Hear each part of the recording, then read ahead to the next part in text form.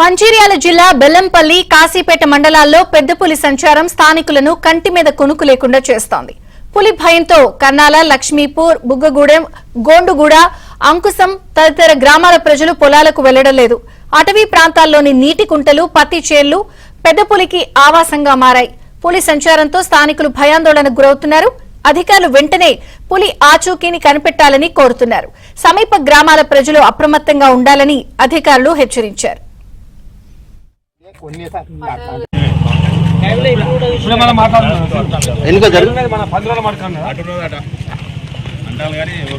అవన్నీ ఉన్నాయి అక్కడ బాగున్నాయి. నువ్వు కాళ్ళని అక్కడ మొత్తం తిరిగింది రౌండ్ బాగున్నాయి అక్కడ.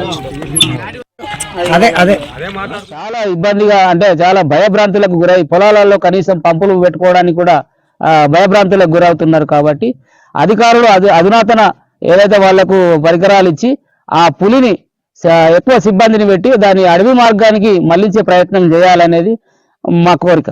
వాళ్ళెవరు కూడా చీకటి వేళల్లో అనగా సాయంత్రం 6 నుంచి వెళ్ళి పొద్దున 6 వరకు అడవిలోకి కానీ వాళ్ళ చేనులో కానీ పొలాలకు కానీ వెళ్ళకూడదని విజ్ఞప్తి చేస్తున్నాం. ఎందుకంటే రాత్రి పూలలో పులి సంచారం ఎక్కువ ఉంటుంది కాబట్టి మనకు కనవడం కాబట్టి మనం అటాక్ జరిగే అవకాశం ఉంటుంది. కావున ప్రజలందరికీ కూడా విజ్ఞప్తి చేస్తున్నాము. రైతులందరికీ కూడా కొంచెం సహనం పాటిస్తే మనం జాగ్రత్త బయటపడవచ్చు. హైదరాబాద్ టైగర్ కన్జర్వేషన్ సొసైటీ నుండి నేను వచ్చాను.